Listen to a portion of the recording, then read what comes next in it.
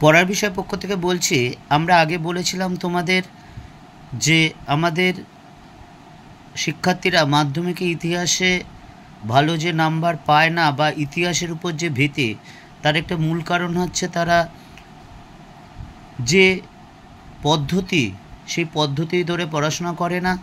এটা আমার দীর্ঘ অভিজ্ঞতা থেকে মনে হচ্ছে, এটা সম্বন্ধ আমার ধারণা অভিজ্ঞতা থেকে।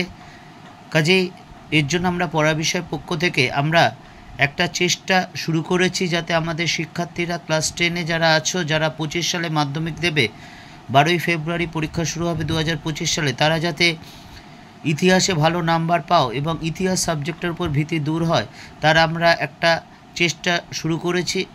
জানি না যে তোমাদের কাছে কতটা গ্রহণযোগ্য হবে, তবে অভিজ্ঞতা থেকে বলতে পারি এইভাবে যদি পড়াশোনা করো তাহলে অবশ্যই মাধ্যমিকে ইতিহাসে ভালো নাম্বার পাবে। এটা এত বছর ধরে শিক্ষক হিসাবে অভিজ্ঞতা, সেই অভিজ্ঞতার জন্য তোমাদের সাথে আমি সেই জিনিসটা শেয়ার করছি। এবার দেখো, আমরা আগে চতুর্থ অধ্যায় 2017 থেকে আমাদের এই প্যাটার্ন শুরু হয়েছে।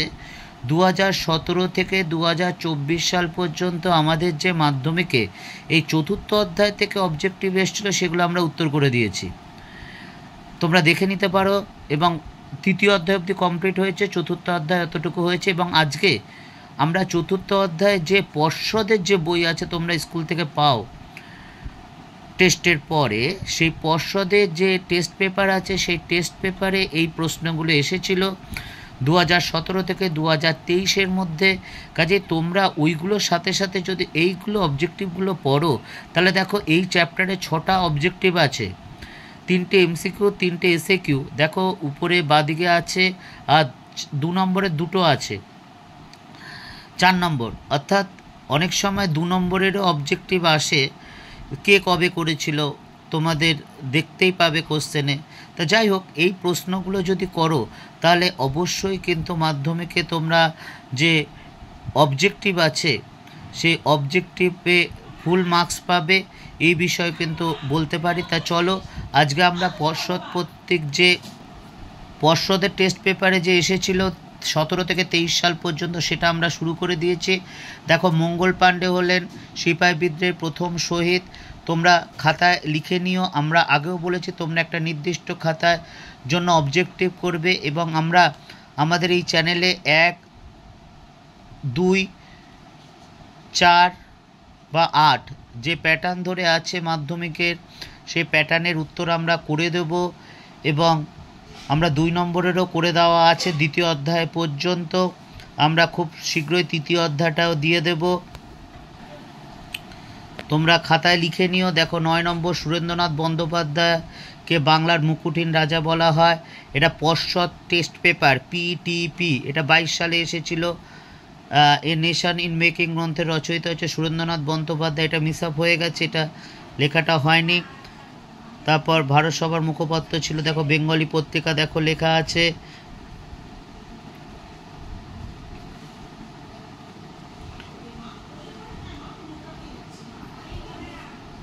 দেখো 18 নম্বর কোশ্চেনটা, রবীন্দ্রনাথ ঠাকুর গৌরব উপন্যাসটি গ্রন্থাগারে প্রকাশিত হয় 1910 সালে। তা তোমাদের যদি চ্যানেলটা ভালো লাগে অবশ্যই চ্যানেলটা পুরো দেখো এবং সাবস্ক্রাইব করো এবং বেল আইকন টিপে রেখো, কারণ আমরা শীঘ্রই বাকিগুলো আস্তে আস্তে দেব।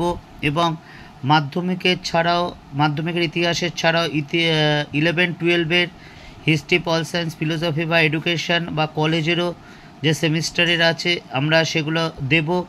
তা তোমাদের কেমন লাগছে বা যদি উপকার হয় অবশ্যই চ্যানেলটি সাবস্ক্রাইব করে এবং এখন থেকেই ভালো করে পড়াশোনা করো, তাহলে যে তোমাদের 12ই ফেব্রুয়ারি তোমাদের যে মাধ্যমিক পরীক্ষা শুরু হবে, তা অবশ্যই পরীক্ষায় ভালো ফল করবে, এই বিষয়ে আমরা কিন্তু নিশ্চিত।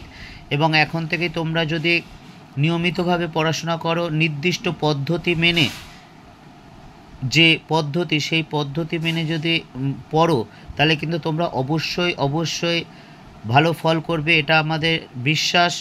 কারণ তোমরা পড়াশোনা করো, কিন্তু যে পদ্ধতিগত পড়া টেকনিকটা, সেই টেকনিকটা ঠিক নয় হয়তো। কারণ তোমরা অনেকাংশে মুখস্থ করো, চোখ কান বন্ধ করে মুখস্থ করো। একটা জিনিস মনে রেখো, বুঝে মুখস্থ করো, চোখ কান বুঝে মুখস্থ করো না, তোতা পাখির মতো হয়েও না, যাতে তোমরা পড়লে সেই জিনিসটা সম্পর্কে কিছু লিখতেও পারো। এই বিষয়ে আমরা আলোচনা করব একদিন, যে কোনো বিষয় কমন না পেলে সেটা কিভাবে লিখতে হয় যদি তুমি জিনিসটা বুঝতে পারো। তা যাই হোক, তোমরা এখন থেকে ভালো করে পড়াশোনা করো। অগ্রিম শুভেচ্ছা রইল তোমাদের, পরীক্ষা ভালো হবেই। এখন থেকেই তোমরা যদি পড়াশোনা করো অবশ্যই ভালো হবে, নিজের প্রতি বিশ্বাস রাখো।